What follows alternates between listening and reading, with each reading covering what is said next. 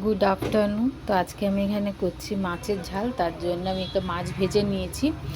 এই তেলে আমি একটু কালো জিরে দিয়েছি, আর একটু সর্ষে, কাঁচা লঙ্কা, একটু আদা বাটা দিয়ে আমি একটা পেস্ট করলাম।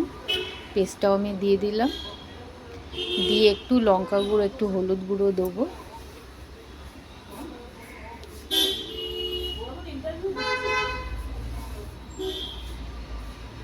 এখানে বেশি আমি কষবো না, বেশি কষলে তেতো হয়ে যায় এটা সর্ষেটা।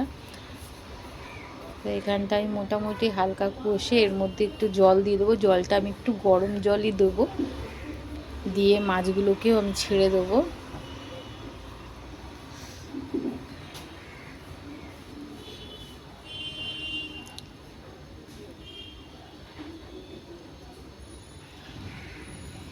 স্বাদ মতো নুন দিয়ে দিলাম।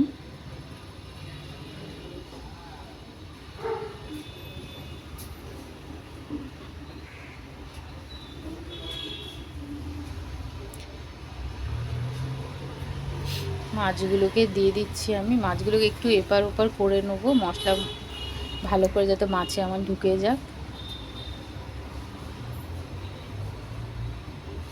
এবারে একটু গরম জল দিয়ে দেবো আমি। কাঁচা লঙ্কা উপর থেকে ধনে পাতা দিয়ে দিলাম।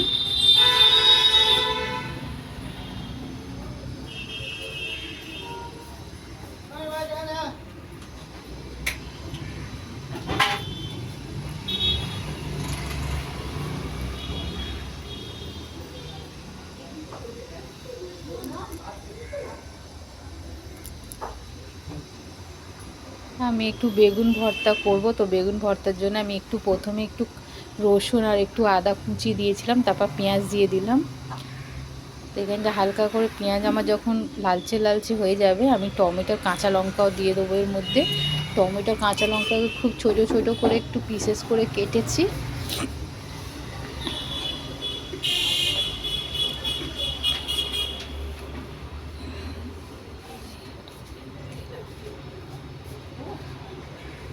তো এইগুলোকে আমি দিয়ে দিলাম। টমেটো কাঁচা লঙ্কাকে ভালো করে আমি এটাকে, ধনে পাতাও দিয়ে দিয়েছি। যখন এই মশলাটা পুরো মাখা মাখা হয়ে যাবে, তখন আমি বেগুনটাকেও দিয়ে দেবো। বেগুনটাকে আমি আগেই পুড়িয়ে নিয়েছিলাম, পুড়িয়ে ভালো করে মেস্ট করে নিয়েছিলাম ভালো করে।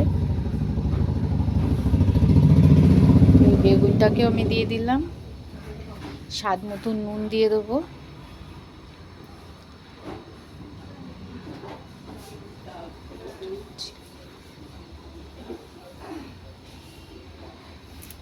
তো আমার কাছে আমচুর ছিল না, আমি একটু ম্যাগি মশলা দিচ্ছি। এটা দিলে খুবই ভালো লাগে খেতে, রুটি দিয়ে তো দারুণ লাগে খেতে। তা আমি আজকে এই রেসিপি আমার হয়েছে। তো ভিডিওটা কেমন লাগলো কমেন্ট করে জানিও। তোমরা কারা কারা এইভাবে বেগুন ভর্তা খেতে ভালোবাসো আমাকে নিশ্চয়ই বলো।